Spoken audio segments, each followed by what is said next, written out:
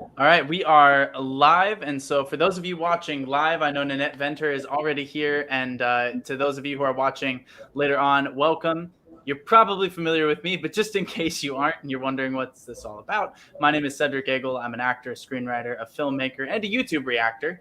I primarily do BTS, Dimash. I analyze music videos and break them down. I've posted a few covers here and there, but I try to not torture your ears with that too much. And today I am joined by three absolutely brilliant actors and even better humans, Aislinn, Robert, and Rich. So why don't we just go around in a circle on what I can see here. So Aislinn, you go first. Just who are you? Where are you from? What's a little fun fact about you? Whatever you want to say. Hello, I'm Aislinn Diab. I'm originally from Tottenham in London. And fun fact about me, I feel like I always use this one, but I feel it's so good. I was mistaken for Daniel Radcliffe 5 times. Wow. Yeah. I think we might be getting a little bit of feedback actually for you guys, Aislinn and Robert. Maybe just a little bit of it. Not terrible, but just enough that it's muddying your audio just a little bit. Well, they do that. Did I hear that right? Like technical difficulty. Was that Daniel Radcliffe? Is that what I heard? I'm like, you had shorter hair at that moment. Was it all right? I don't understand. Now we can't hear you. I can't hear anything. I think you guys are on mute now. That did solve the problem. I hear no echo at all. No, we sort of hear you, I think. Okay, just take them out and I'll turn them down. As everybody knows on anything live on YouTube, these are the joys of doing things live. Say that. Yeah. They're talking, but we can't hear them. This is fun. This is like a little sign. It's like pantomiming. I can work. I've been working on reading lips, so I mean, yes. Yes, we can hear you. So we'll do the classic thing where we'll be polite and we'll try to not talk over each other. That'll be a good plan. So also Adam Ethan Crow is here. So I'm sure we'll get to that. We'll get to that topic later. Wonderful filmmaker. And sorry, so Aislinn, Daniel Radcliffe. Yes. Yeah. Obviously, I'm a dead ringer for him. I went through a really bad haircut stage, and it coincided with the age when I was basically built like a rectangle. So, and I had these glasses that were broken in the middle and fixed with, I think, a sticking plaster because I was stylish. And I'm the same sort of age as Daniel Radcliffe. So 5 times. I was also a bit of a grunger, so I'd wear boys' kind of surfery, skatery clothes at that age. I wish we got one of those things with a picture-in-picture, and you could just have a picture of her right now in those. I'm really, really glad that we don't. Honestly. So basically, what you're telling me is you spent a number of years cosplaying as Harry Potter. Pretty much, yeah. Just not on purpose. She was also his double in the 6th movie. Yeah, terrific. That's. I thought I knew you from somewhere. Yes, Lyleton, if there's no technical problems, it's not really live. That's 100% true. Robert, a little bit about you. So, hey everyone, my name is Robert Dukes. I'm an actor, and I grew up playing the trumpet. That was my first foray into performance. You're underselling your trumpet experience a little bit here, I believe. No. I was lucky. I got to kind of play on a famous radio station over here, toured Europe, and went and did the Edinburgh Festival a couple of times. But I wanted to be an actor, so it took a back seat. That's terrific. And I heard that someone rather famous is the one that told you to be an actor. Is this true? So I was, as you said, let's do a fun fact. I was like, I'm not going to do that one. And yet I already knew it. And here I am. And we're live, so you can't walk it back now. No, I can't. So, I did some production work, and I was looking after male celebrities for the National Lottery Awards. And one of the people I was working with was Benedict Cumberbatch. And we were chatting. And he said, why aren't you pursuing it if it's what you love doing? He says, you're in London, right? So surely that's the best place to give it a go. And I went, Yeah. Thanks, Benedict. So, you know, if I ever get to meet him, I've got to shake his hands. I'm sure that's going to happen. That's terrific. And Aislinn and Rob and I met over Twitter because Aislinn had tweeted about how they only cast pretty people as Rochester and Jane Eyre. And at the time, I was playing Rochester and Jane Eyre. And so I replied, and I was like, well, then they finally got it right because he's supposed to be ugly. And so they finally cast me. And you distinctly undersold yourself in that. You're one of the pretty people, like ridiculous. And we became friends. And then Rob, this is a fun backstory here. I followed Rob and like replied to his demo reel, and I was like, "Hey, you're really good." And then he like didn't say anything, and I was like, "Okay." So I like unfollowed Rob because I was like, "I don't think he likes me." Shade. It was like a couple weeks where he just totally ghosted me on the things, and he has no obligation to respond, of course. But I was like, "Ooh." And so eventually I replied to Aislinn on something, and Rob replied to me and then followed me, and I was like, okay. And since then, I think Rob and I have talked probably every 2 days for the last maybe year. Yeah. It's become a real thing in our household. Like Rob will enter rooms and go, "Hey, guess what Cedric's doing today?" Like when you first Rob, yeah, what else? It's been great, and they've both been on table reads for scripts that I've written, and Aislinn appeared in Henry V when I directed it for Columbus, for Shakespeare in the Park in Columbus. So that was really fun. And then Rich, I think we have actually been in things together, and yet we haven't met. We've never met. Not like officially. Yeah. Felt that personable energy in person. Yeah. It's not really great. It's no, it's okay. It's all good. So Rich, what's your story? What's your life here? Little, Rich Lewis. Live in Atlanta now, Midwest baby, of course. But let's see. My little fun fact, I was gonna to piggyback off of Rob's instrument story. Mine's definitely not as accomplished as that. We played the violin from 3rd grade to about 11th grade, junior year in high school. So a little while. Never fell below 4th chair, so I will do that. Brush off on that one. But yeah, no, just some fun. I could probably still like pluck Twinkle Twinkle Little Star, because that's like the first thing that was like drilled into you as a young violinist. But yeah, that's kind of like our fun fact. It didn't really, I wouldn't say it led me to acting. I took a introductory theater class when I was doing my undergrad at Ohio State University. I'm sorry, what was it? The Ohio State University? Oh, what did I say? Oh, you said Ohio State University. I think you meant the Ohio State University.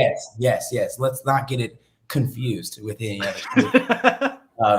Yeah, definitely. And so that was kind of like my introduction to acting, and just like the history of theater, and just like the art itself. And so that led to some improv groups and in some short films. And that's what kind of like, pushed the trajectory off and made me think about it from like a career standpoint, instead of just something that I love to do. But yeah, that's what we got started in Ohio, and now we're in Atlanta, and it's crazy. Actually, I moved here shortly before the pandemic, probably like a few months, right, before like the initial shutdown, and it was just kind of weird to see. I mean, we all kind of experienced this in a little bit different ways, but to like see such a huge prevalent area that Atlanta has become over the last several years, just like, and just everything just went dark, and everybody's kind of just not really knowing what's going on and what's happening. So thankful to be on the other side of that. I'm sure like everybody in this room kind of speak to that. But yeah, kind of just hoping, just one eye on the news now, so we don't fall back into it. But yeah, hopefully we're all kind of, just feet on the ground, green lights ahead until otherwise. But, Yeah. I know. I was in New York a couple months ago. I think May, maybe April, and I was filming in Brooklyn, and I was meeting up with a friend in Manhattan. We were both vaccinated at this point, and we got tacos, and I was like, man, the city's totally empty. And I try to avoid Times Square, but I was like, let's go to Times Square, and it was totally empty. It was like 11:30 in the morning, and there was almost no one there. It was just the two of us eating tacos, and it was surreal. But like legend type stuff.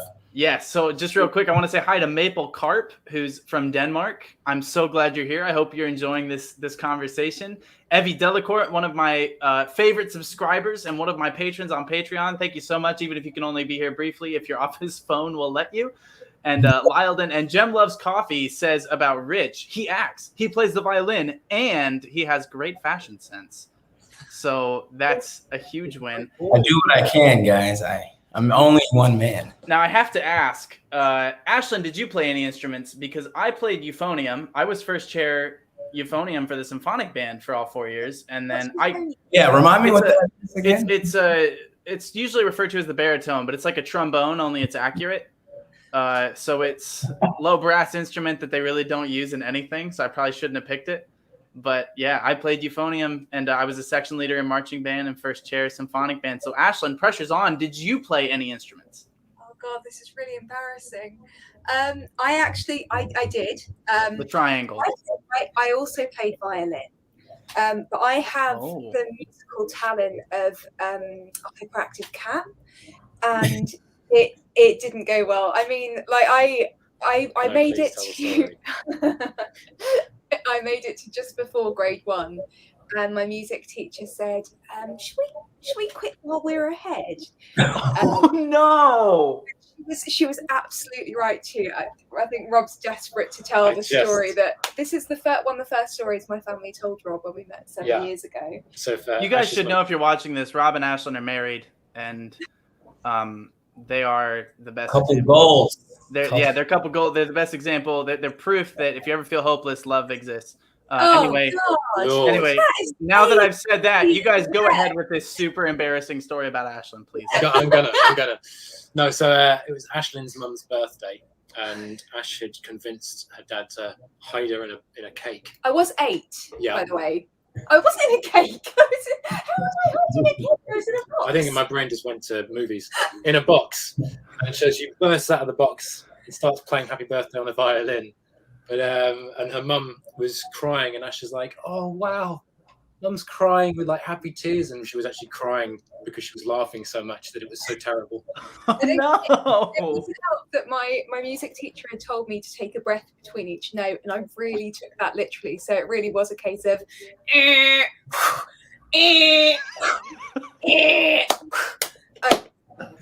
It was music not even a mother could love.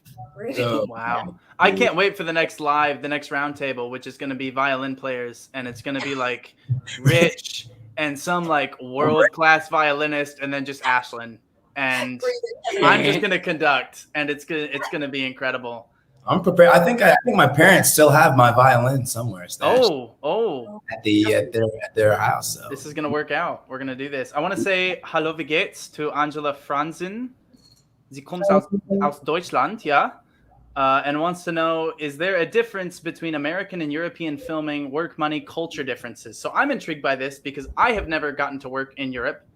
I haven't yet, and I don't believe that you all have managed to cross the seas to us. So what have you, let's maybe treat it this way as our first kind of dive into the thing. What have you heard is different about the American film scene? It's really, I think it's quite hard to know. I mean, we have a number of American friends, such as yourself. So a lot of our experiences or understandings of how the American film world works are really based on kind of passed down stories and overheard things.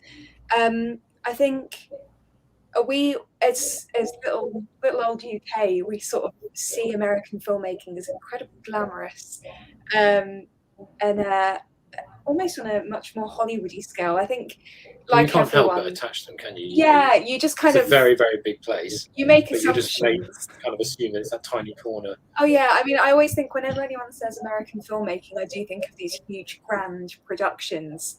Yeah. But yeah, I think that's what I always assume about American filmmaking, and I'm sure that can't be right 100%. It's not. There you go. Let's get into that question. There you Isn't it? It's not.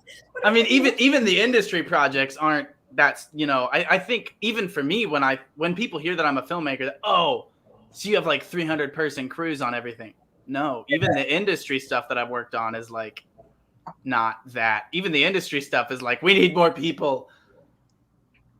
Yeah. Always. I think the thing we always hear as well that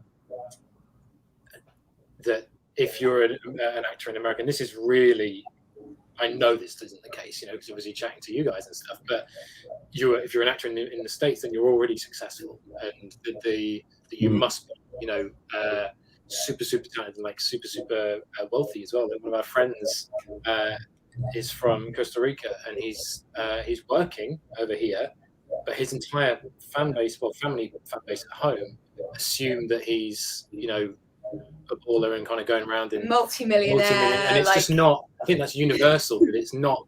It's never the reason that any of us get into it, and it's never the case that that's the way it works. I And mean, it can you be. imagine getting into acting because you want to be rich? Come on. What a mistake. This doesn't work. From From a viewer point of view, we see that we see a lot of, you know, if taking something like, I mean, not that I watched it, but High School Musical, you see a lot of older people playing teenagers, which is something we see in America that I don't think happens as much here. It happens, Not as much, no. but not as much. But Rich, sorry, you were going to say something now. Yeah, no, I was just kind of gonna piggyback of what Allison said. Yeah, I mean, it's a lot of assumptions. It's a lot of, I feel like one of the main ones that I've just heard in kind of just various circles, that there's like a presumed, like their UK actors are, you know, they're all of them are just better trained. There's like there's a more of a serious emphasis on kind of the classroom over there versus over in the States. And this is all kind of just hyperbole, you know, water cooler talk, as we like to say. But yeah, that's kind of, you know, and you know, and every all these circles that, you know, I'm kind of taking these thoughts from, you know, nobody really knows any UK actors or UK talent like personally enough so we can kind of speak on their journey or learning environment. So yeah, that's one of the big ones I've just kind of heard. Yeah, other than that, just, you know, I feel like everybody's just really, for me, just kind of like outside looking in. I'm like, why is everybody so good at just doing American accents? Like, do they have to work at it? Is there something that is it easy? Because, like, you know, you can tell a trash, you know, or just a not really rehearsed or like practiced UK accent on Americans, like crazy easy. Yeah, I'm just curious, is it the same? Like, you guys I feel like you guys are just born you can just flip back and forth between American accents. You hear so many bad American accents over here, but then I think what's interesting about what you just said is I think things are changing in the UK. So I think up until fairly recently, there was a really huge emphasis on training. And whilst I think there is, to an extent, still an emphasis on ongoing training, the idea that you have to go to drama school has certainly changed completely, because the reality is that people get their training in different ways now, and ongoing training, like an hour here, an hour there, is far more prevalent now. People can't afford to spend 2-3 years, you know, spending thousands of pounds. Well, if I may as well, there's something that I was taught a while ago now. I studied with an American practitioner called Bernard Hiller, and he had this view that was fascinating to me, that Brits get hung up on the bit of paper, you know, oh, I've got my degree, I can act, that's done. And it stayed with me all these years, but the way people are in life changes and adapts and, you know, and progresses. So acting changes, adapts and progresses. So we never stop learning, and we should never stop like seeking out different ways to perform, and go out and watch people, and ongoing training is something that we should all be looking for, even if that's not in a classroom. You should be doing something to better yourself all the time, because it never stops. It should never stop. That's absolutely true of the accent work thing as well. Yeah. Like, I mean, we're lucky. We're really fortunate because we grow up listening to American accents from when we're kids. Everything we have on everything TV. is so Friends American. was like every Friends, channel. Sex and the City as well. Like every Friday night, that was our lives. Simpsons, Fresh Prince of Bel-Air. Like, it was huge in the UK, and we had like 4 channels, so there was a lot of American coming in at once. But I think also because we are because we do kind of practice, and part of this also is being, I think, in a couple that are both actors. We do constantly kind of push each other to train and practice, and we spend evenings doing phonetic stuff on accents. We'll drop into accents. We're just and stuff really and boring. Just we're like our lives are just acting now. But that's where I wanted to maybe look at that going. And Richie, you hit an interesting point with it, because I think most Americans just don't understand, I think, the nuances between the age of a lot of the different British dialects and different accents. I know Rob and I have talked for hours on end about accents, because in America we have these rapidly changing accents to where accents that didn't exist 10 years ago exist now, and each area of the country, because we're so young compared to most areas of the world as a nation. And so for us, when a British person needs to learn an American accent, they could listen to someone from Omaha, Nebraska, and it's going to sound pretty similar to someone from Pittsburgh. And you and I, Rich, we grew up in Ohio, which is known for having the most American accent. And so if someone wants to learn like the classic American accent, that's ours, versus like for me growing up, and I'm probably going to embarrass myself right here, but like the accent that I learned was Daniel Radcliffe's in Harry Potter. And so this sort That's amazing. That's the thing, is that you hear this and Americans will all go, oh, that's every British accent there is. But then if you start getting up to the Northerners, then you got to start adding this sort of northern aspect to it. And you've got to maybe get in the RP and you start making it more refined. And there's so many different, I mean, you go a mile or a kilometer or whatever you guys, however you stupid measurements, you go down the block and somebody there has a completely different accent because you're talking 1,000 years. And I find that so fascinating between how we learn the accents. Yeah. You're absolutely right, especially in London. Like Tottenham has a certain accent, Wimbledon area, like Knightsbridge is a very different accent entirely. But what's interesting as well, like, is I think, and this is true for all accents, from my perspective, is it tends to be the ends of words. You can always attack the beginning of it in that right thing, but it's making sure that your mouth, which is completely alien. The American accent is completely alien because everything here in a British accent is super tight. Everything here is like it's all clipped, whereas you do an over-the-top American, and the facial expression becomes like, "Oh my god!" It drops, and it's like more open. But you see it, honestly, you see it everywhere, and particularly when people in England are first learning American accents. That is, I mean, the faces are exceptional because we've got overly muscular faces here from being so tight and upright all the time. We just got it. It's like everyone's doing like a slight Robert De Niro impression. Right. Yeah. And Evie Delacourt in a comment just now, you made a great point, Evie. So you said most times I hear an American do a Southern accent, as if there aren't a lot of those, and there totally are, because you get that sort of thick Georgia accent, and then you go over to Texas and it's like it's a different country, and it sounds so fake to her, unless it's a UK actor doing it, in which case sometimes it's believable.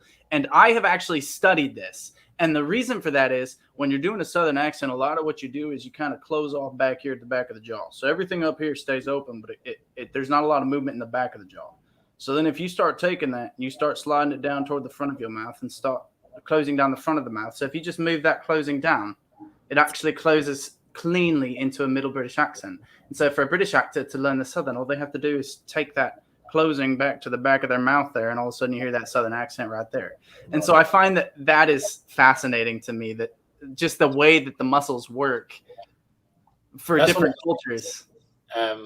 We're told as well, like when you are studying, in education, is that the first accent to learn that Brits find easiest is Southern States, followed by Australia. I think that's also partially because when we start in English schools, one of the first plays that we start looking at in English literature is actually Tennessee Williams' Glass Menagerie. Oh yeah, Interesting. I thought you were going to say of Mice and Men. Oh, of Mice and Men as well. Yeah. So we do look at these kind of the classic accents, kind of and the southern drawl. we read them out loud, and obviously a lot of them are written in dialect, and that really helps hugely. It was one of the first shows that I did at university as well. Was not Glass Menagerie, Streetcar Named Desire. Wow. Yeah. And Angela Franzen says, Aislinn, you are absolutely beautiful and fascinating. And that's very nice. I want to also say, Robert and Rich, you're also beautiful and fascinating. Absolutely. We'll pay you later on, don't worry. Yeah. Thank you. So I want to ask a really interesting question that I don't think most people have ever considered if they haven't gotten into acting. And I actually think most actors haven't considered this unless they've taken classes specifically on it. And then I think they might over-consider this. So the question is, and I want to start here with Rich because he works more in this area than any actor I've ever met and is just extremely good at it. What is the difference between acting for commercials, acting for film, and acting for stage? And Rich, you work, I swear you have represented every brand in the country by now. Man. Your body of work is so impressive in commercials, and it's hard to do. So I want to start with you. I really, excuse me, kind of, it's from like theater to film to like commercials. It's really kind of just like with theater, you have to project and it's live and you have an audience. And so there's more emphasis on, your pronunciation and being more animated. Everything's kind of not dumbed down, I should say. I'd say more refined, more subtle with film. And then commercials, it's kind of just being like you have to think about being like marketable, right, for commercials and like how consumers think. And what they deem to be sellable and what's gonna like bring them in. So you kind of just trying to embody that when you're like doing commercial auditions. It's really kind of, I don't want to call it like bringing on the cheese, but it's very much kind of like that because you're selling a product. That's the end goal. That's your action. That's the objective, is to sell something and persuade someone for buying it. And so some more commercials, I'd say, depending on like the creative team behind them, you have like a little more leeway to like actually act and kind of like bring something different to whatever they had, dreaming up in the creative rooms or whatever, the marketing department. But and it's just, they're so fun and they're all so different. And they're very quick, you're not on set multiple like weeks at a time. It's really like a day, a lot of times half day. So, you're not spending a whole lot of time with these people, but it's very quick interactions. And it's more like, I feel like the skill set of being a professional when you're dealing with commercials. You gotta show up to your call time. Everybody's on a tight schedule, similar to film, so it's all just being a professional and knowing that everybody has a job to do and kind of like, no pun intended, but playing your role. And so like I feel like that's the biggest difference with certain films. I feel like, you can hang out, you're going to be on set, you have more time to spend with these people, your coworkers, castmates, more time to kind of sit with the overall goal, overall like identity of the project. I feel like. So what a great way to phrase that. The overall goal, the overall identity of the project. Because in film, it's the identity is the story. And no matter how they want to spin it, in commercials, the identity is the product or brand that's being sold. And so in a commercial, you're never going to be the star. No, it's never. It's even when like you're, you know, the hero, as they like to call it. It's never. It's not. You're not the focal point. You know, it's always you're aiding something. You know, you're you know, bringing life to or interest in just, you know, focusing on something on like the main product or whatever. But yeah, it's you know, they pay very well. That they do. They pay very well, and honestly, at the same time, it's great practice. Even when it's, you know, your actions are kind of very simple, it might be just like a simple reaction type of emoting that you're doing, and that's it. But it's just very good practice. Yeah, especially for up and coming actors, or I feel like people who don't have a lot of like training, especially in the stage realm. It's good. You know, you're hearing on set lingo, you're hearing these terminology, yeah. You're seeing like the speed and like the action of everyone else, you know, the flow of a live set. And so that kind of experience is just invaluable in itself. So yeah. 100%. And I want you to know that Alima Kiela says that they would buy any product you sold, to which I reply, I hope you have a very large bank account, because Rich has been in a lot of commercials. So good for you. I wish I had that much money. Thank you. Lima? What was it? Lima? Is that what Alima Kiela. Lima, thank you, Lima. And Aislinn and Robert, oh, sorry, Rich, go ahead. Oh, you know, you're good. I was just complimenting you. Oh. So Aislinn and Robert, what are your thoughts in that regard? Well, I mean, I thought that was really interesting. I've always actually really struggled with commercials, because I don't know how different it is in the UK to America, but often with commercials in the UK, you're only on set for a really limited amount of time. And particularly as a woman working in the commercial world, I'm always really aware of anything that sets me apart as other. So I often find with commercials, I go to the wardrobe team and end up being too big for the majority of the costumes there, or worrying about wrinkles or smudges, because invariably I've got a bit of food on my face because I'm that scruffy. And I think, so for me, there's always been a little bit of anxiety with commercials. I'm always happy to do them because it's still acting, and that makes me happy. But I had a very different experience. I mean, for me, I started out in theatre, and I used to love the fact that for 2 hours, 2.5 hours, or whatever the run of the show, you're just living in that world. And I think there's a great catharsis to just performing that narrative all the way through. And when I started doing film, I really struggled with that, because obviously you're often working on an ad hoc basis. You've got the end of the film is being shot at the beginning. You've got one scene out of a sequence.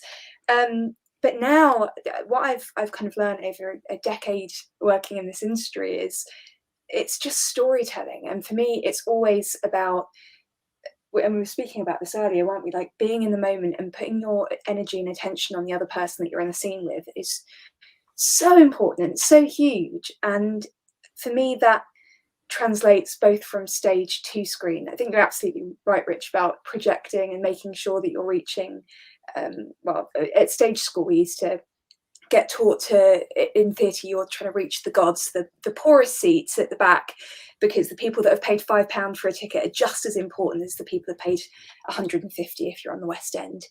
And I think for me, the joy of film work is that you're thinking less about that. You're having to worry less about that, because you've got this incredible crew around you who are making sure that you're being picked up on, and you can really focus on moving. I mean, there's something that I often say, which is that acting is moving the air between you and another character.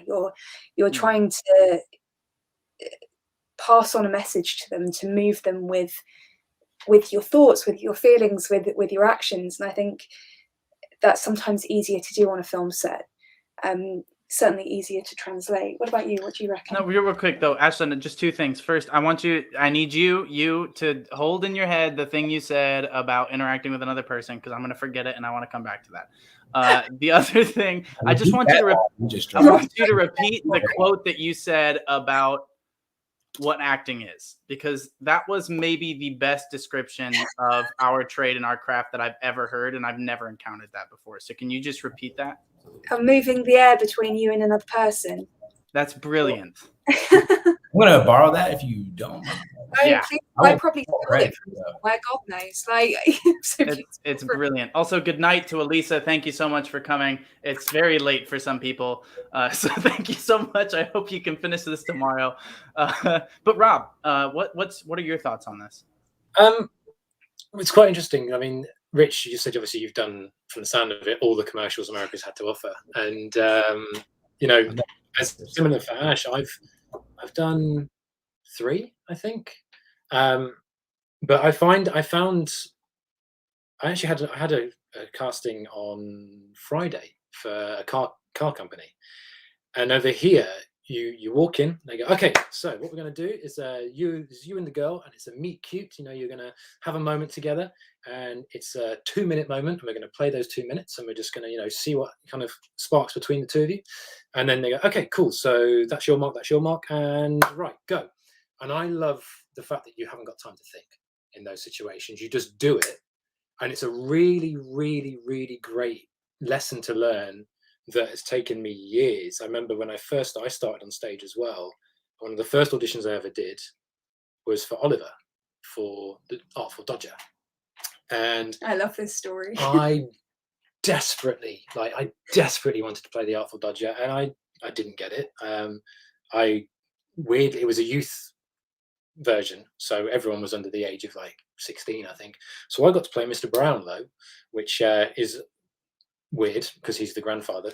But I just cried and cried and cried, and it for not getting the Artful Dodger, and it took me the longest time. And I think commercials were the best way for me to learn it.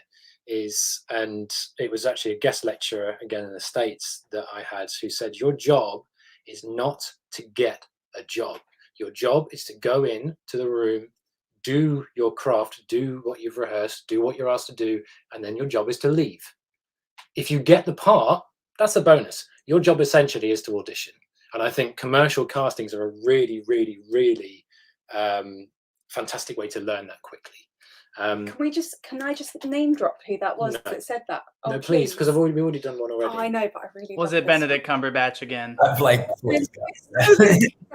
I think this is amazing, because that's one of my favorite quotes, and it's something Rob told me when we first started going out, and I think it's so important. It did stay with me, because this was back in 2011. And all right, fine. And the guest lecturer was Bryan Cranston, in between season 4 and season 5 of Breaking Bad. And thank you. That's so cool. I just hung on his every word. He said, one of the things he said as well is that you have to be like a bouncy ball. If you're like a Christmas decoration, when you get a rejection and you shatter, you're done. Oh God, be a bouncy ball, come back up. Yeah. So his story he told us was that he had 4 auditions, 4 castings in a week. Number 1, he came out and he was like, oh God, I thought I'd nailed that one. I thought that was mine. He said, whoa, okay, just calm down, shake it off. I've got another one tomorrow. We'll see what happens. And he let it go. Day 2 comes along, thinks he crushes it, doesn't get it. Day 3 comes along, another casting, and he's beginning to feel a little bit panicked, 3 in a row, and he doesn't get it. And day 4 comes along, and it's a casting, and he books it, and it's Malcolm in the Middle. And he said, if I'd have allowed those first 3 to bug me and to get me down, I'd have crashed out at the 4th audition and no one would know who I am now.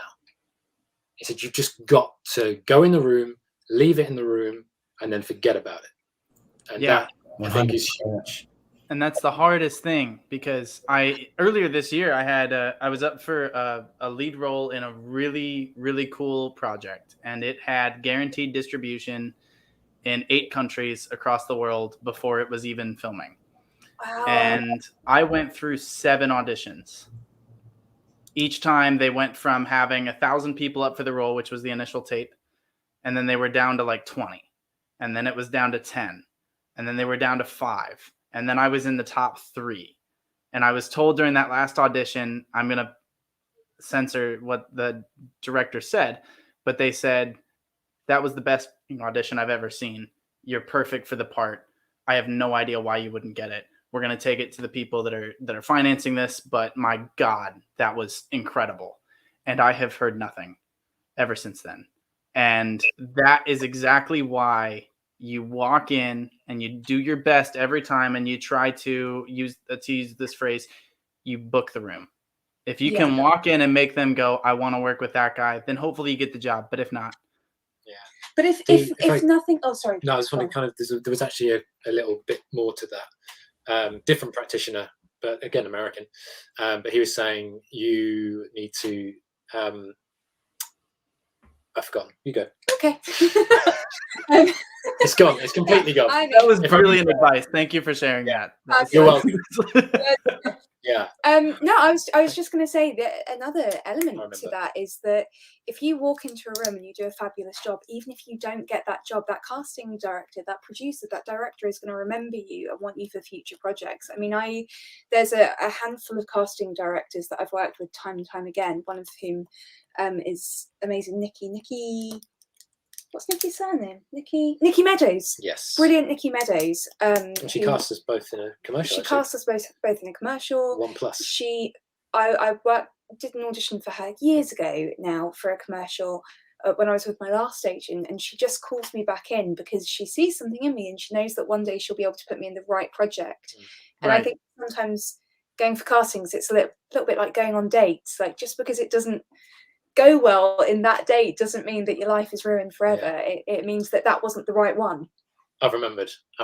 You'll all be thrilled to know I've remembered. And who gave this advice? Was this Pacino or was this? This is another teacher, Anthony Mindel, who I've met but haven't actually. His class was one of the first ones I audited when I got to Atlanta. Yeah, I've audited his London class, and the work they do. I feel left out. Great studio. Yeah. And he said, your job is to go and leave it in the room, but for 10 minutes in that audition room, the part is yours. So play it like it's your part. And then when you're done, it's no longer your part. But you have to own the moment. You have to go in and commit and crush it. Off the back of what you said about casting directors as well, like, people kind of have a little bit of it's only commercials. It's all. But you never know what else they're casting. I went up for a casting the other day for, I forget what it was, but the casting director had recently done the Willem Dafoe and Robert Pattinson movie, The Lighthouse. And you go, well, so just because they're casting commercial doesn't mean, so we all need to stop kind of thinking small-minded. You never know who's watching. You never know who's checking out your stuff. And you never know what opportunities, as you said, you never know what's going to come from every single opportunity. So take everything that comes your way and just commit.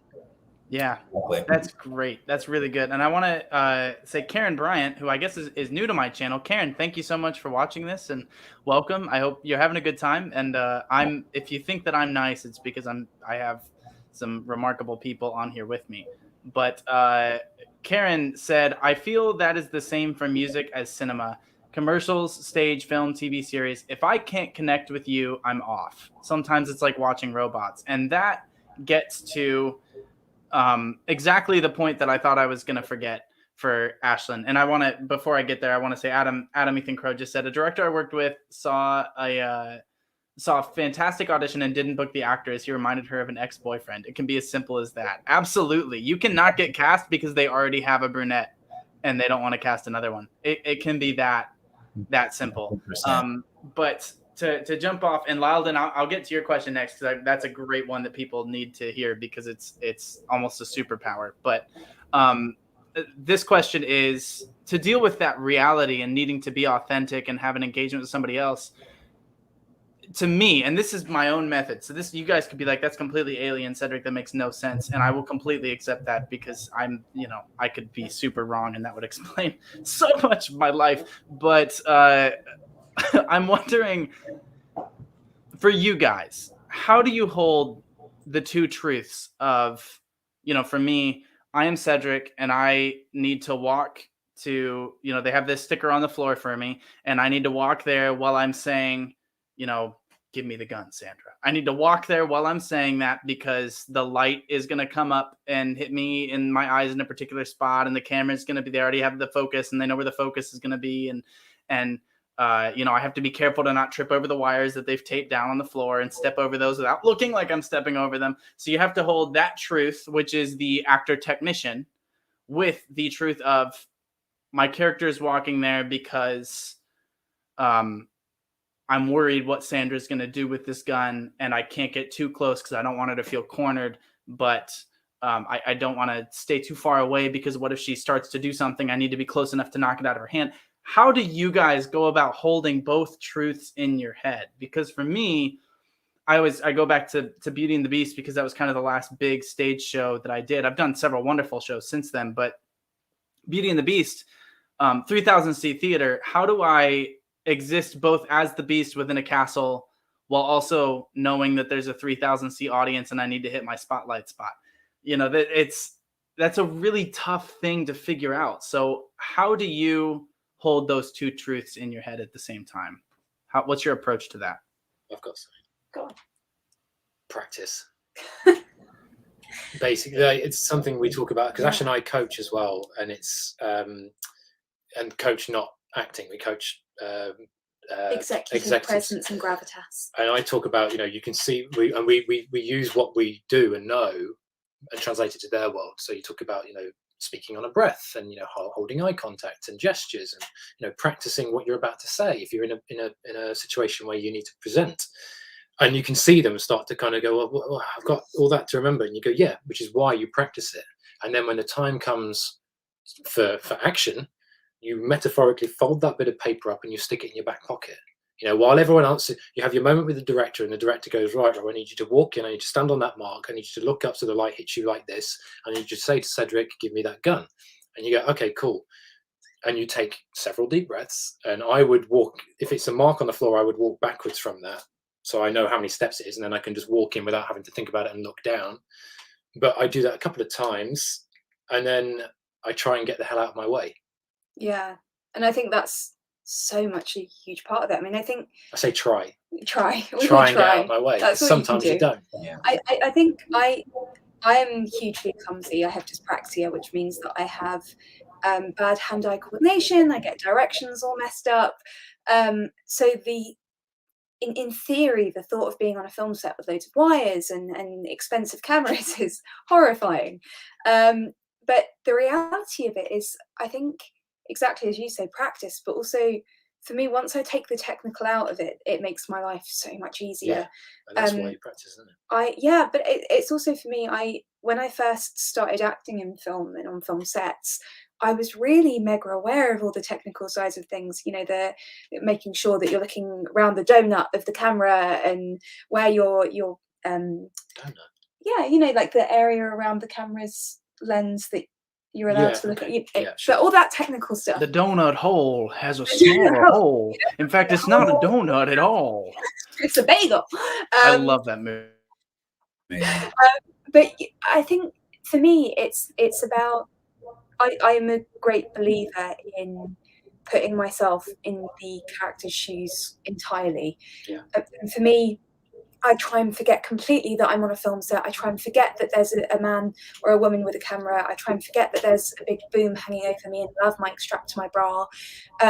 Because actually, the second that I let myself actually believe that I'm in a room trying to make someone feel something or believe something or conveying a message to my daughter or my mother or my lover or whatever, everything melts away. And it sounds so cheesy and ridiculously dreamy, but actually I think if you're able to do that, if you're able to commit and believe and be in the moment, then all of a sudden everything stops and it goes very, very clear and very, very quiet, and it all just sort of happens. Yeah.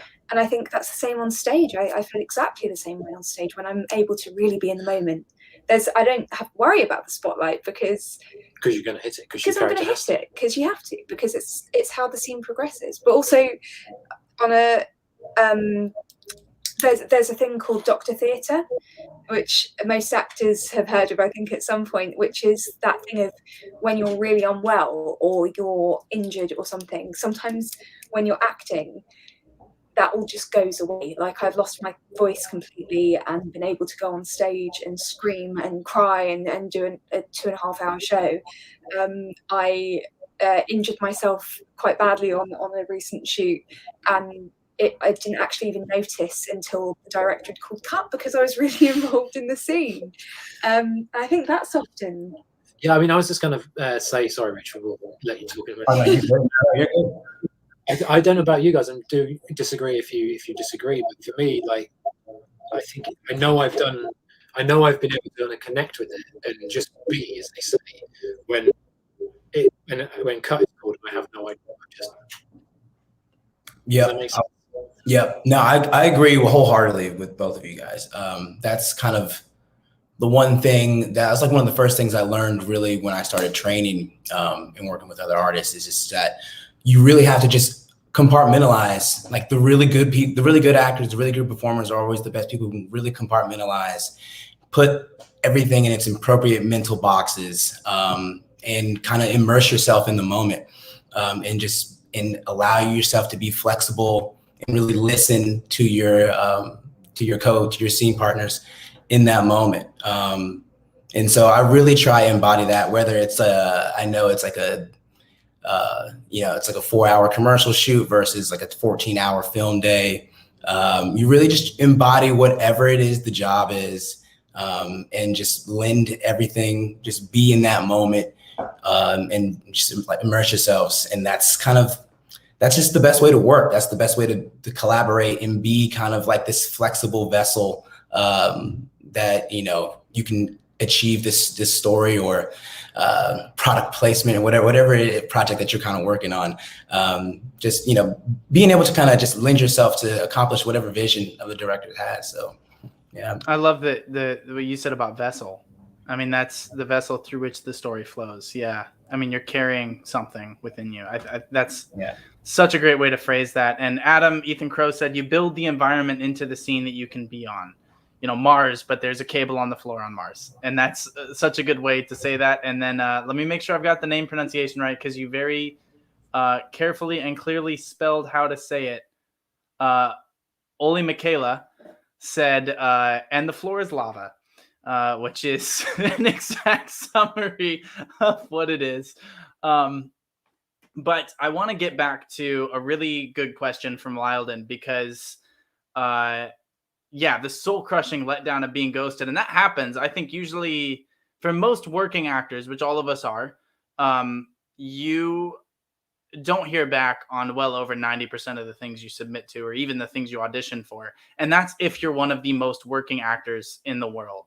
How do you deal with the rejection of training your whole life for something? And especially, if I can add a little twist into this, the one that you're perfect for. Because you tell yourself, I'm not going to fall in love with any role. And then your dream theater role comes up, or you read the side for the film and you're like, oh, I'm perfect for this. And the audition's great and it goes super well. And you never hear anything, or you're told, oh, this, it's not going to be you. How do you guys deal with that? Because I've just learned to kind of shrug it off and embrace that it was somebody else's time and somebody else's opportunity, and root for them because they're not competing with me. What's your guys' approach? We'll go in reverse order here. So we'll start with Rich and then sweep back through. Kind of echoing the really similar thoughts. And like Robert touched on this too, I think, in his last response, just about, your job is to audition. Your job is to show up, be professional, and do what you love to do in that allotted time that you're allowed to do it, and then move on, compartmentalize again, throw it away in your proverbial trash can, and just keep it moving to the next one. And then hopefully you'll get a call weeks later. But you have to also allow yourself to be human and kind of feel a little bit, because you can't be, all right, I didn't get it, or over time, because I feel like everything kind of beats you down a little bit.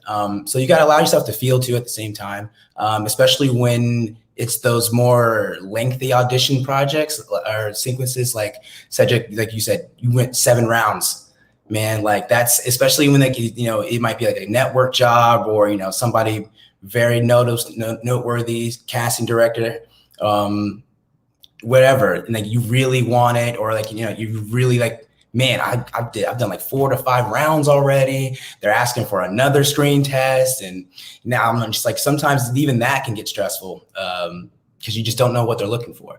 But at the same time, it's just kind of moving on. But yeah, the ones that are like 5 to 7 rounds, man, those are a little harder to compartmentalize and move on from. But it's the same muscles, the same process. It's just, you just notice the difference because it's, those are usually, like you said, 7 rounds and multiple scene auditions. So yeah, it's a cake, and one day at a time, as I like to say, for sure. Nice. I think, yeah, you're absolutely right. You feel, of course you take it personally because it's an insane thing that we want to do and that that we're part of. And so if you didn't take it personally, I think I'd be kind of like, well, why are you bothering? Why am I bothering? If I don't care that I don't get it, then I maybe should be doing something else. However, like, I mean, you said obviously you don't know what they're looking for. And something I always hold on to, and I tell anyone who we work with, because we sometimes help with self-tapes and things, is you are never going to know what they're looking for. So just do you. Go in there, lay what you have out, and if it's what they want, then great. And if you've been invited to audition, they already know you can do the job, so they're looking to see whether you fit in with what they've got in mind, as in personality traits. If you're going to be married to someone, are you the right height? Something I get up against a lot is I'm 6'2", and sometimes there was a movie I did a couple of years ago, and my scene partner was 5'2", 5'3". So yeah, they stuck her on a box, but it's still, I'm made aware of it. But it's but at the end of the day, if you don't hear back, it's not personal. They want you to be the answer to their problem. Their problem is that they have a role to fill, right? So if you can be what they're looking for, then you fix their problem. You answer their question. And that's all they're looking for, is a big tick in that box. That role done. Poof, Cedric got it. How about this one? Ash got that one. Then they're done. But it's never personal. They're not just like, well, I mean, I just don't like Cedric. I mean, it might be. Well, it might be personal, actually. No one, especially when it's me involved, then it's usually personal. Actually, they're like, yeah, don't even bring him in. Let's just. Well, what Adam said though, because sometimes it is personal. Yeah. He reminds me of my ex. That's personal, but it's not meant in a way of, it's not vindictive. It's not vindictive. It's just like, you're just not right, and that's the reason. But you're not right, so therefore, move on. I think I agree with that. I think there's this fabulous quote that we heard recently, and it's become something that I think I want on a t-shirt, actually, and it's in Ted Lasso. Brilliant, one of my favorite TV shows that's come out in the past few years. Oh my gosh, just sensational. Everyone should watch it. Oh, it's brilliant. This person 2 days to say something about Ted Lasso. Dude, I'm obsessed with it.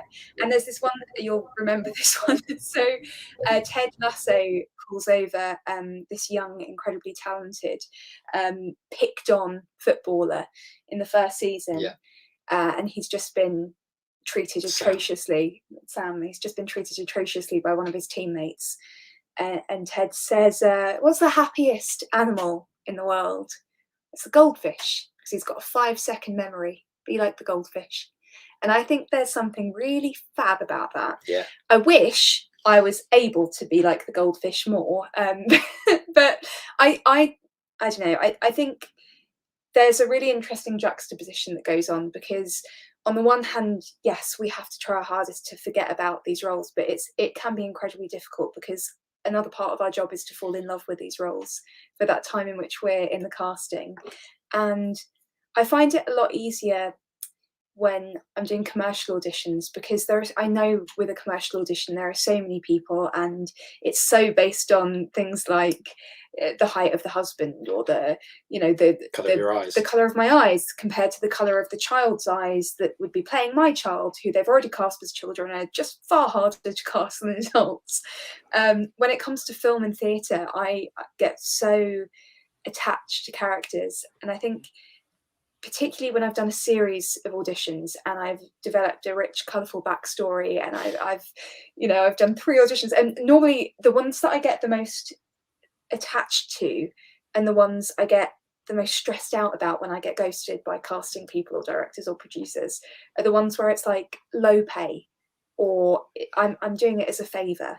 And I kind of struggled with myself when I first did the audition, because I thought, well, can I actually afford to do this? And should I be doing this? And X, Y, Z. And then I go, no, I'm going to do it because this character's so fabulous. And I get really into it and then never hear from them again.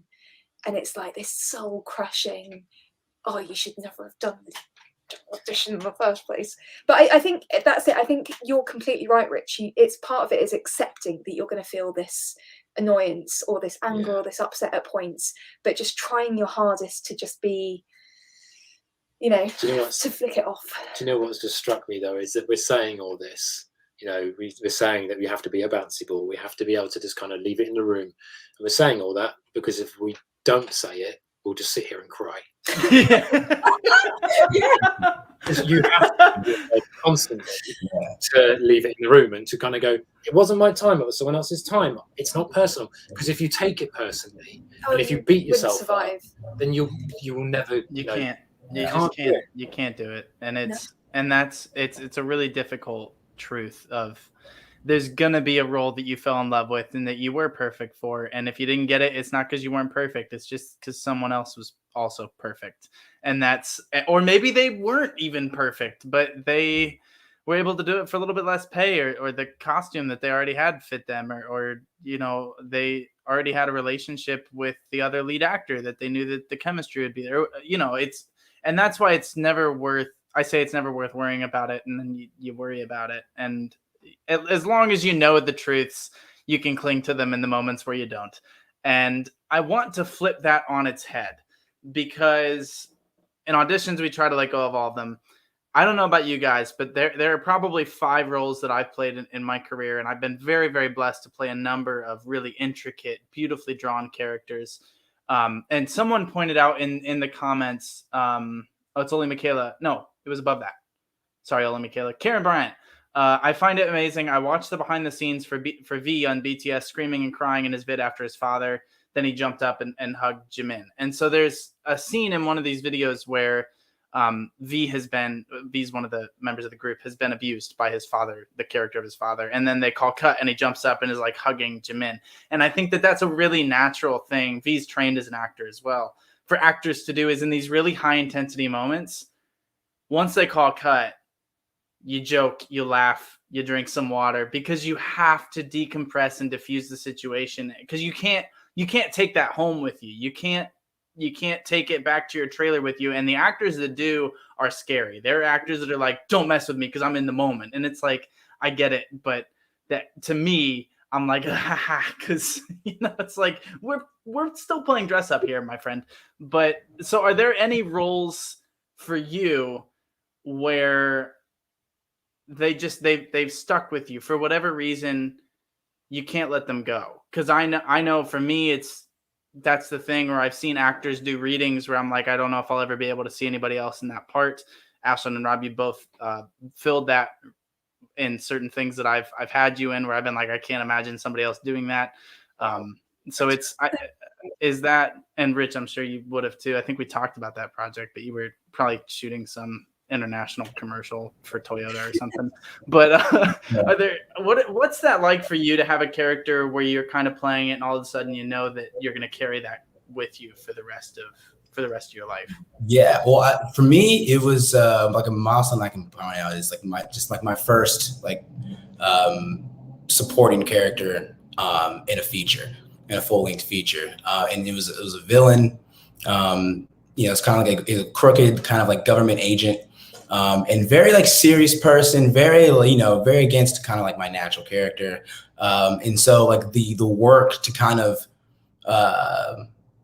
just, you know, put my mind there, you know, it was my first time kind of doing that and really exercising it for a job. And so it kind of, the things that I had to do to just really like, all right, establish who this man is and like, why is he doing the things that he's doing? It was just my very first time, like outside of class, you know, doing that. And so like, just like the moments that had like and then going to perform it on set, and kind of just those moments, and then really seeing everything just kind of come to fruition, you know, everything just kind of happen and make sense. And it was just, I'm always going to just remember like, and then that was hard. Just like that kind of, that work was hard. But it was so rewarding, and just like no half stepping. That's the main thing I kind of took from that. There's just no half stepping, you know, you put your all into this. This is why, I mean, you love it. This is why you're here. Yeah, just because like that was like my very first one. You can see that project on Amazon Prime still going. And then we're actually going to start shooting the sequel. What's the name of that project if anybody wanted to see it on Amazon Prime? Yeah, it's called Aislinn in the fullness of time. A little wordy title, admittedly. Aislinn in the fullness of time. Heard of that. Yeah. Oh yeah, thank you, man. Yeah, it's very first film, and then I had the pleasure to be working with the Marcus Cook, the director, again here in the fall. We're going to be shooting the sequel to that. So yeah, very excited for that. I actually have a meeting right after this one. That's for okay, and that was filmed, of course, just before we filmed my feature, Kadia: The World Within, which you can also see on Amazon Prime. Yes, so we'll let Aislinn and Rob, if you guys have a project that may be coming out fairly soon involving someone that may or may not be in the chat and watching this live with all of us that you could maybe plug. So maybe answer the question first and then, you know, talk about that particular project if you want to. Well, I think they're almost kind of interlinked for me. I'm very fortunate that I've had a number of roles that I've been really emotionally linked to. I had the immense pleasure of playing Poison Ivy a couple of years ago and writing the script for the film, and that was an incredibly wonderful thing to do. And to play a character that means so much to so many people was an enormous privilege. But playing Maria in Lair, and you know, this sounds like a plug, and it's genuinely not really. Not really, a little bit, but actually the reality is it's true. Maria was so close to my heart because she is one of the most human roles I've played, and that sounds kind of a bit odd, but she's so flawed and she's so well-meaning, and her confidence is at rock bottom, and she's trying to start this new life. And you know, it was such a joy of an experience. I worked with Ethan Crow, who's in the comments right now, and Shelley as well. Shelley might be there as well. Our producer, and Rob was also in the film. And you know, we worked for a month filming. Yeah. And it was the most incredible, intense, just heart-explodingly wonderful experience. I was still in touch with everyone involved. I would even come to set on because I play a secondary character, so I'd just come to set to be on set when I wasn't working, just to be involved still, because it was just so wonderful. I think the atmosphere was unlike any project I've ever done, and you know, I play a mother to two amazing young women who I'm still very much in touch with and feel very maternal over still. Elena, who plays my girlfriend in the film, is like high up on my contacts list. We message nearly every other day. And it was so powerful to me. It meant so much to me to be working with this incredibly talented group of people. And I think there'll always be this huge place in my heart for that character, because she was life-changing for me to play. you know, I don't think I'll ever really be able to let go of that. I'm going to be this weird obsessive who always talks about this character forever and ever. Amen. But yeah, so that's mine. What about you? What's yours? Well, what's interesting as well is that we talk about obviously knowing your role within, you know, the production, whatever that production may be. But I have a real weird dislike of the word, you know, the talent being actors. And I think Lair is a great example of that not being the case, in the fact that everybody was there with a common goal. You know, everyone came to set every day. Everyone was there to make the best damn movie that we could, and we're really, really proud of it, and can't wait for everyone to see it. And I'm really, really grateful to be to have been in it. In fact, you're going to see it, aren't you, Cedric? So Cedric is actually representing us at one of the film festivals that we're appearing at. So it's Salem Horror Fest, which is 1st to 11th of October. Yeah. But we are also appearing at Popcorn Frights 15th to 19th of August, and that's online, so you can like stream it. It's stream it there, or you can come to Salem, Massachusetts one of those days. I'll be posting whenever it is, and you can meet me and see the movie. And you will not see me in the movie unless they make some last minute edits. But be doing impressions of all of the cast members. Yes, it'll be really. I'll just reenact the movie. Yeah, it'll be really good. But that'd be fun. It's very cool of you to be going. Yeah, that's pretty awesome. Yeah. It's really nice. It's lovely for us because Rob and I, you know, we're based in the UK. Shelley and Adam have a lot of contacts out in America, and we're you know, kind enough to. We were talking about the fact that we've got this, and the film is in a number of festivals across America, and we were talking to them about Cedric, and it just felt like such a natural fit. But we're so pleased that someone we trust so implicitly is going to be there representing the team. And I'm so pleased that I fooled you so well. Yes. To think that I'm trustworthy. And the rats, man, Adam's in the chat. Yeah. We saw those tickets at just a drop of a hat. But we're also going to be out in America generally from November the 9th. Yeah. Adam, if that's incorrect, mate, do. I'm sorry. Oh, the film. I thought you guys meant the two of you, and I was like, why did you not tell me this? We're hanging out. I'm sorry. No, okay. Where am I flying to? One day we'll be there. You asked me as well, like, Lair is so important to me, but there's another one as well that has stayed with me quite a lot, which was I played a World War II soldier in a movie called The Code, and that, I think, all the lads involved in that, we never got around to doing the boot camp, but we definitely we researched together, and we shared bits of information and history, and when we actually shot on location in a place up near Scotland, which doubled for the woods out in the border of Germany, and we had live pyrotechnics and explosions and stuff. So for that felt excessive, like extremely real for me. Very dangerous. Very anxious wife waiting at home. Yeah, there was a BTS video that, and we buried. Well, we didn't, but the pyrotechnics team buried this explosive in the ground. It was supposed to be like a bomb being dropped from an airplane. And so we had this briefing, me and my co-star Kevin, and the guy was like, right, so you need to run towards camera, banana around it, don't run over it, banana around it, and just keep running. And when you get past that tree, we're literally just going to go, and then there'll be a big old explosion. You'll hear it, feel it. Just don't look back. Just keep running. And we're like, can we have a dummy test run? He's like, no, we've only got enough explosives for one go. So here we go. And you just felt this heat push you forward. Like, I love the physicality needed in certain roles as well. Like, there's one that we're in discussions for, if we're lucky, great. But I think that might include weapons training for me and stuff. And I think that would be a dream come true to be able to kind of pull that side of things. But I mean, I'm gushing here, and Rich, you're going to have to take over in a second, mate. I'm never going to stop.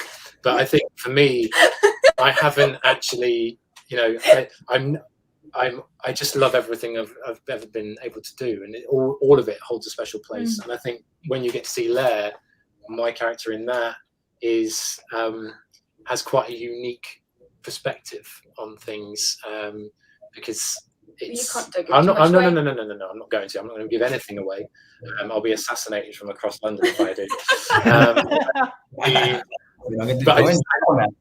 It has a very, very unique way into the film. Yes. Which is all I'll say. Rich, over to you, sir.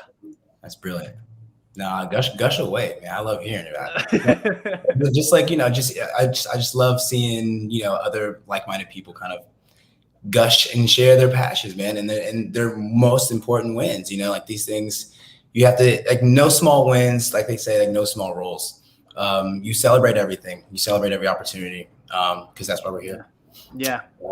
That's a million other things, so you gotta love everything. You gotta love it. Exactly.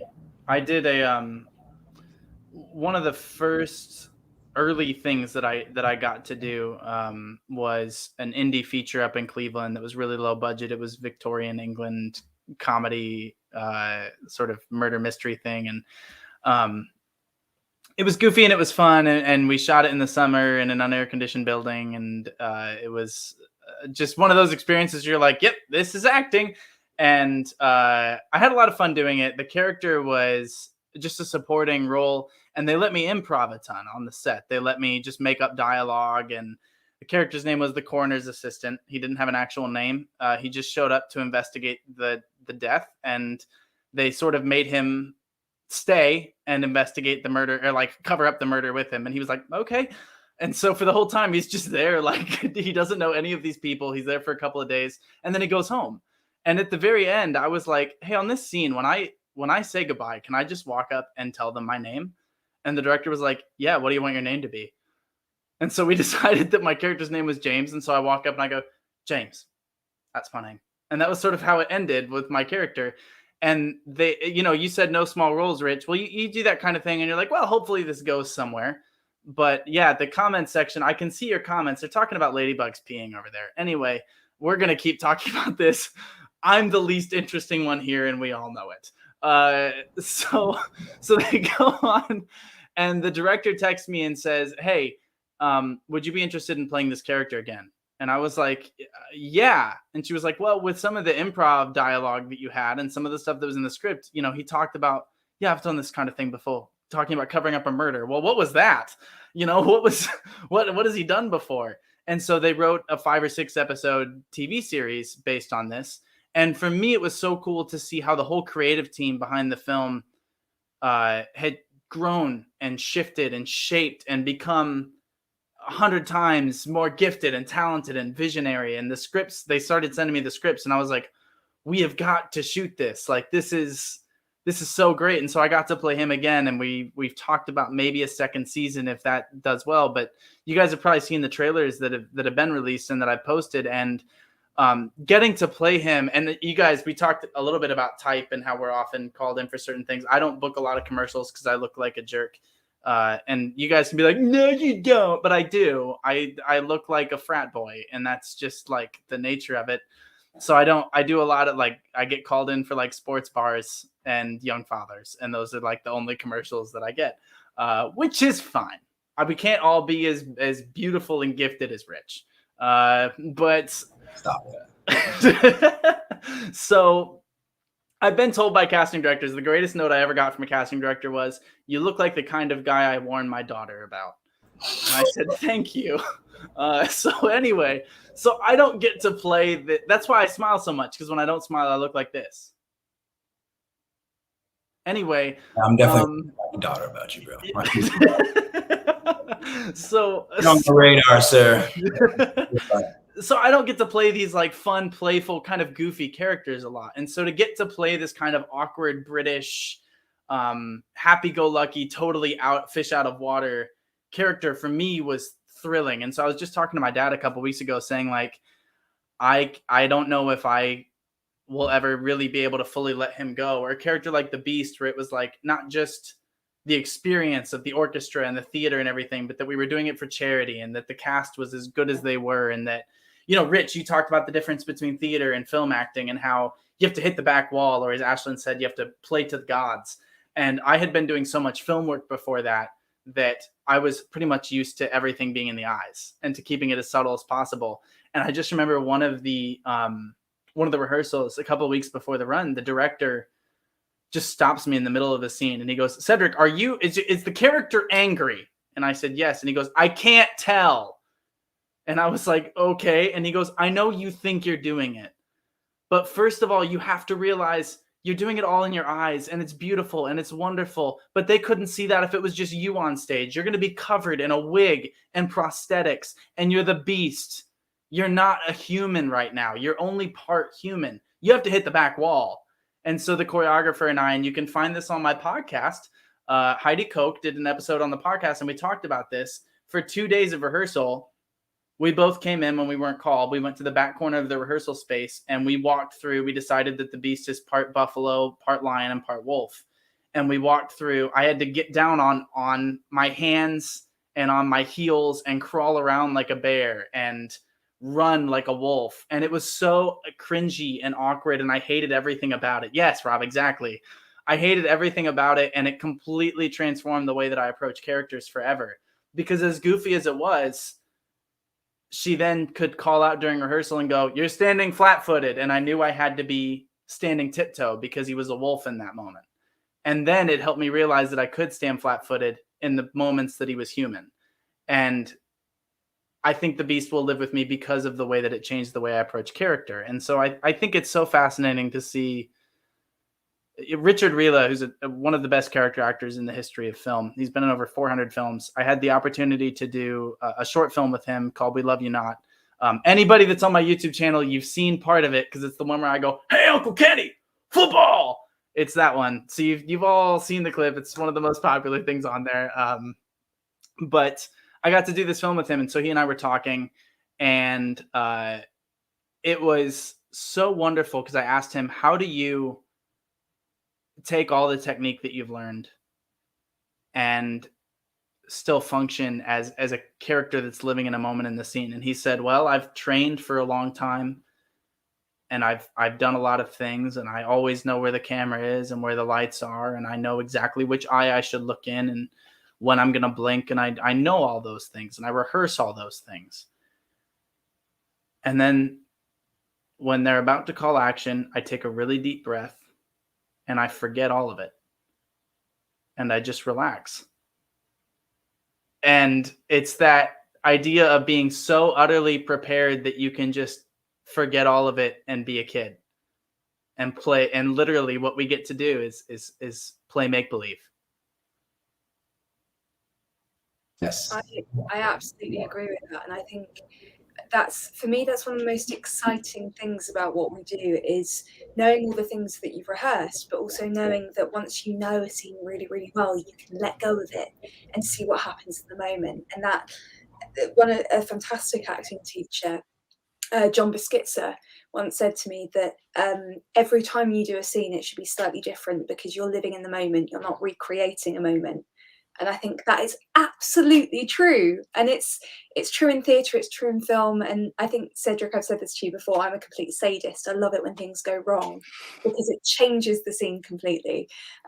So I love it in theatre when I was doing Great Expectations. We got, spoiler for anyone who hasn't read or ever seen Great Expectations, but there's a big fire. And that particular day, Havisham's scream didn't happen. The light for the fire and the smoke for the fire didn't happen. So he had to completely improvise that Estella had just noticed off stage there was a massive bloody fire going on. And it was so much fun. And I think that is such a joy. And it happens in the most minute of ways on screen and on stage. And I think that's how fun it is that we get to do that. That's our career. How brilliant is that? As well, and you say obviously every time it's different, you need to make sure every time it's different because you're in the moment. Obviously, what you're getting from your scene partner as well, is going to be different because they're going through the same things. So of course it's going to be different. That's what makes it exciting. That, you know, it's just. I think you've already touched on this, but your job. I think I read somewhere Ben Kingsley once said, "My job is not to be good. My job is to make my scene partner look good," and then that's when things kind of go off. But I think as long as you're listening, that's so powerful. Yeah, it's Meisner through and through. Yeah, Yeah. Rich, do you have any parting wisdom here? I know you do. I know you have to get to a meeting because you're so busy and so gifted and talented. You're busier than I am, man. What are your thoughts here as we kind of close this out? If you could, offer any wisdom to anybody, or to us? I'm sure there's plenty you can teach us. I'm gonna stop talking. Go ahead. Man, I feel like at the what's just something that's really helped me kind of just move from, throughout this wild career, this wild journey that you're on. Really just, at the very basis of it all, just love what you do. Love acting, love movies, love performing, because that's what's going to carry you through the less than desirable times. Because there's going to be more than those. Yeah. Than good time, than happy times or celebratory wins. You should say you're going to take a lot of L's chasing this career, and so like the love is going to carry you through that, and never lose sight of that. Because even when you might have a rough day on set, but a rough day on set is better than a rough day doing anything else.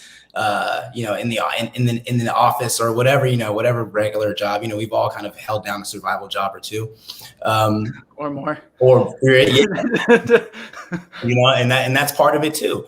Kind of just, always seeing that light at the end of the tunnel, and like the light is just love, you just love it. And that just kind of, that will carry you through the mundaneness of, what you're going to go through chasing this. This is going to sound sarcastic. I feel so inspired by what you just said, and I'm not being sarcastic. Like, that was like the best description of that. Like, just you love it, and the worst day on set is usually better than the best day anywhere else because you're 1,000%. I love everything you said, and of course you said you're going to take a lot of L's, and as a Bengals fan, that's just sort of my de facto posture. I'm a Cowboy fan, so I feel you. Yeah, our team suck. We're Super Bowl bound, maybe, this year. So are we. So that's going to be really exciting.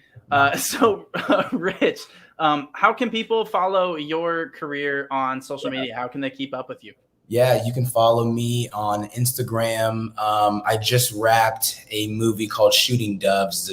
Yeah, you did, with Chase Crawford. Yes, that's my buddy, man. My guy. That's my guy.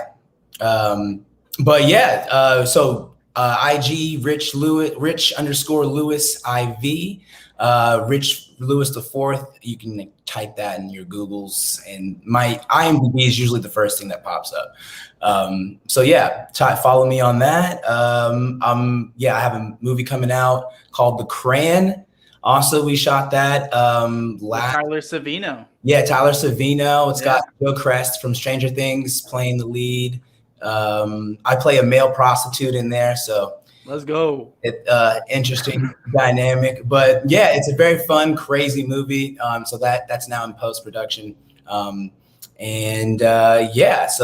follow Instagram because everything goes there. And yeah, hopefully you guys enjoy what you see. I'll definitely be keeping up with y'all. But yeah, like he said, I got to depart. It's been a pleasure. This is like one of the funnest things I've ever done. Honestly, like I rarely get asked to do. I spoke to some high school kids about kind of like pursuing alternative careers post high school, but like I really love kind of just sitting down, kind of just like just chatting. And it really feels good. It really feels good to share energy with you guys. You too, Rich. It's a pleasure to meet you, man. Thank you for your amazing words of wisdom. Like, I will absolutely be taking some of those away and storing them. Yeah. What did somebody say? This whole Oli Michaela said this whole session is just a series of T-shirt slogans, and I feel like we owe Rich so many royalties. And of course, he'd be in the commercials for the T-shirts, so it would just make so much money. Yeah. Royalties, he's just going to have to pay straight to Disney anyway. So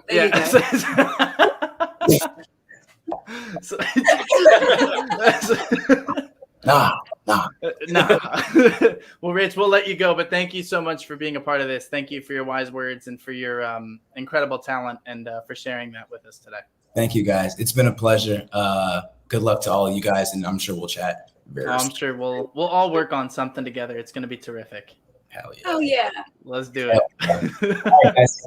See you later. Bye, Rich. Bye. And then Aislinn and Robert, what are your closing words here? And, you know, how can people keep up with your incredible careers? Because you both work all the time in just terrific ways, and you're also just so fun to keep up with because of the light that you choose to live with. So anyway, go ahead. Words to leave behind. I think something that I heard quite recently, which I really like, is it's a hard time, not a hard life. And I think this too shall pass. And this too shall pass. And I think the last year and a half has been a really hard time for a lot of people. And I think that's really powerful, knowing that the hardest of times that you go through don't define you and they don't define your life. I mean, it's Moana through and through, right? And it's not particularly acting related. Maybe it is a little bit, but I think that's an important thing to kind of leave everyone with. And I actually no, with acting, like on the worst days, on the days when you didn't get the part you really wanted that you thought you were shooing for, on the days where you think you've really just buggered stuff up on set, it's always just a tiny fraction of a life and a career that has so many different facets and so many wonderful things to do with it. So just don't beat yourself up and don't live in the darkness for too long. In terms of how you can follow me personally, I'm on Instagram, Aislinn Diath. I'm really easy to find. Like my first year, my surname is quite literally Death. So there aren't that many deaths in the acting industry as Diath, but spelled Death. And it's the same on Twitter. I'm now on TikTok as well, as is every 30-something. At this point, I think. And those of us who are almost 27 somethings. That too. The fresh-faced young'uns like Cedric. I know who you're talking to, but it ain't me. But yeah, and I always post what film festivals and stuff like that we're going to be in on, particularly Instagram. Twitter, you're more likely to get my thoughts about local news and cake recipes, to be honest. the best thing you can possibly be putting on Twitter, trust me. Yeah, absolutely. Aislinn, you've got a lot of fans here in the comments. She always does. So and to be fair, only Michaela said, I mean Robert too, but Aislinn hits different. So I agree. I mean, she does. She hits different. And I have to tell you guys before Robert goes here, these two stepped in to a table read for a screenplay that I wrote, and not only did they knock it out of the park, and it's hard to do this over Zoom because you got a delay, and they had argument scenes with a brilliant young actress named McKenna Wayburn, and the three of you together were literally electric. But the really fun thing to watch about this, guys, if you want to know what being an actor is like and why it ruins movies and TV shows, is I would watch them, and once they knew they had like a 10-page break in the script, they would mute themselves and just talk with the other actors trying to learn their accents, because we had actors from all over the country, so you could just see them like especially like Russell would say a line and I'd see Rob go, oh, I like the way he said that, let me write that down. Like, it was so funny to just, I was like, I have to take notes on this because I gotta pay attention, but this is so funny. Oh, I love Russell's accent so much. Yeah, but he was so good. But he was just so funny. We get so much joy. Like the amazing thing about doing table reads is getting to see other people's performances. And that table read, the last one that we all did together, everyone was so good. Like one of the reasons we were muting was that our reactions to the table read was so huge. Like there were points where actors would do things and we'd go, oh my God, that was incredible. Like, what are they in? Are they in something that we can go and watch? Because this is huge. This is amazing. Yeah. And Rob was crying at one point. He got so emotional. Like it was a surprise. It was. What was the name? There's an actor that you cast for that table read who played the sporty guy. That's Russell. That's Russell. Should be in everything. I 100% agree. Just amazing. Everyone was really, amazing. Really But yeah, that was us every time we muted. It was us going. As if you noticed that. Then That's that's so very funny. funny. That's so embarrassing. And on that note, just again before Rob goes, let me just both of you. I just want to hear your American accents. I did my British earlier, so. Well, you're putting us on the spot here, honestly, Cedric. But I'm really lucky because I got to play Poison Ivy a while ago. I play Mariana in The Infectious Madness of Dr. Decker, and that was kind of a generic American accent. But I guess I really enjoy doing it. It's so much fun, and it's such a it's always a challenge to just jump on and jump into an accent, you know. Yeah. It's extraordinary. But it really, it really depends where you want me to place it, because I can bring it down here, and it's a lot of fun. But then obviously, if you kind of come up here and do more what you kind of do, it's a that's a lot of fun too. So If you're more in that annoying quick patter. Yeah. Yeah. I've been listening to you a lot, and just trying to emulate. But this is something that I do. I do try and listen. Oh, right, because you've been listening to the podcast. Right. Yeah. Right. Yeah. So Rob told me, everybody, if you're watching this, Rob told me he's been watching the podcast or listening. You can't watch a podcast, listening to it and just talking, which is funny because that's what I did with both of your episodes and with Emma O'Hara's to learn the Scottish. So yeah. I think that's the best way to do an accent, though, is 100%. To chat to someone. I mean, I think we perfect our accents by watching people speak, and your accent is so good for that because it's as you said, it is kind of an every American kind of accent. Yeah. But that, as we said earlier, like the first accents that we really learn over here are deep south. It wasn't for me, but yeah. Was it not for you guys? No, yours was Australian, right, Rob? I think you said the Scottish were the first two. Yeah. Like Australian was a lot easier than I thought it was going to be, but like it's I feel quite comfortable in this one. It's quite a lot of fun. But yeah, like the thing with American used to scare me a lot when I was like a couple of years ago because it's one. We have a habit of doing that to people, yeah. But like it does. It's one of those things where you're as a Brit, everyone needs you to be able to do it, and every Brit assumes they can do it, and it isn't necessarily the case. So I'm always trying to immerse myself in it as much as I can, and I practice it and things because it's I don't want to be, when the time comes, I wouldn't want to be thinking about the accent. I just want to commit and deliver. So. But I think also, I mean, this is what we speak at this about length. I think part of the thing about accents is often when you get cast as the character, it's about shaping the accent around the character. Yeah. Like, yeah. When I played Mariana, I wanted her to sound slightly well-travelled. So, because if anyone has played Infectious Madness of Dr. Decker, which if you haven't, please do. It's a fabulous game. It's very good. It's FMV, which is full motion video, and it's even if you're crap at video games, it's really good fun. Well, you just type in a question. You type in questions. Answer, it's a murder mystery. It's cool. But I made Mariana someone whose accent kind of trips around America because I want her to seem like someone that could come from. Oh England. Yeah.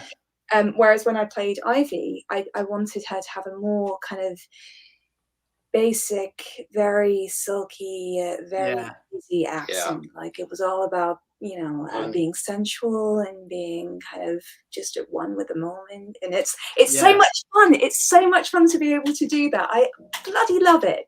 Right. Similar way as well, like you talk about, placing certain accents, and obviously if I'm doing yours, then it's like this, like I have a very low register anyway. So, but so I've got comfortable with making sure that it just sits here. Well, that's what I was going to get at, because when I do British, it drops just a little bit. When it just drops a little bit in my range. But then if I start to go up to the northern areas, it really drops, and I can't. There's almost nothing I can do to control it. It's just. But that's absolutely normal. If you're going to go northern, it drops down. Yeah, it just sits down there. This is the most absolute wanky actor thing. Yeah, everyone's left by now. It's so weird. Also, I want to say hi to Flair Unique, who said I've been sitting here in silence, but I have to say that was the most amazing switch up of accents. Flair is one of the best YouTubers on the planet. I love him dearly. He just did a live thing like Rob and I did with. He did one with Harry Potter with me a couple days ago. If you guys want to see one of the best reactors on YouTube, he did the whole Harry Potter movie series, and he's a wonderful human. I also want to say that Eric Cole said, "Cedric, you are still my bias," which is a BTS thing. You have like your favorite member is your bias. Then there's a bias wrecker. who like ruins that bias. Aislinn is the bias record. So thanks, Oh. Aislinn. Thank you. This is just my life. Like I introduce Ash to people and they go, "Oh, we like her better than you." Just leave. That tends to happen. Yeah.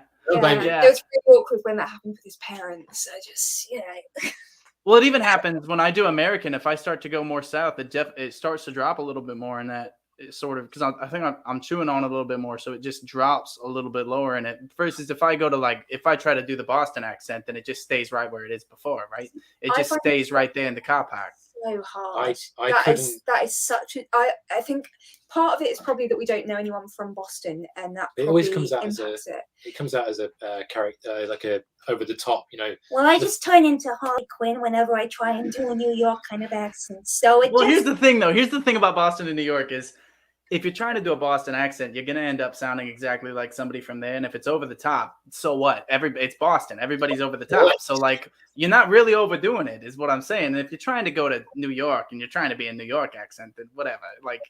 There's 100 different accents in those cities. So we are gonna do this for hours. I just wanted to say, when I do go to New York, I do my British accent all day because I can practice it on people. I was on the train ride home and I said it. I was talking to someone out on the platform. I was just, talking to them in just an accent really quickly. I was like, oh, just one last person to test it on. And I got on the train and the woman that sat next to me was standing next to me on the platform. And she goes, so where are you from? Oh, no. And I was like, oh, God, because I had a 2-hour train ride home. And so the whole time we're talking and I told her I was from London. Yeah, I told her I grew up in London. And so we were talking and she was like, oh, I've been there. What's your favorite place? Where'd you grow up? So we had this whole conversation. And it was like 2 stops before I was getting off. I said, listen, I have to tell you something. She goes, what? And I said, I'm actually not from London. I grew up in Ohio. And she goes, really? Where's the accent from then? I said, well, I'm an actor. And she goes, oh, so you studied in London? I said, no, I've been lying to you for 2 hours. And she was like, for a sec, I thought she was going to slap me in the face. I really did. And then she didn't. And I was like, okay. She was like, that was incredible. I was like, oh, but for a sec, I was like being English in New York is like the best thing. You're from London? Honestly, I was there when I was like 17 years old for my birthday. I went with my mum and my grandmother. Was this the Harry Potter phase? Or? No, this was when I was. This was when I sort of went like that, but suddenly became very feminine.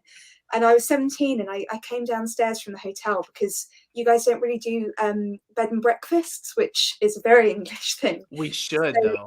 Oh, you should. You really should. Oh, you should. Because you simply must engage in the bed and breakfast. You don't understand how convenient it is. See, at these places, you have both a bed and a breakfast.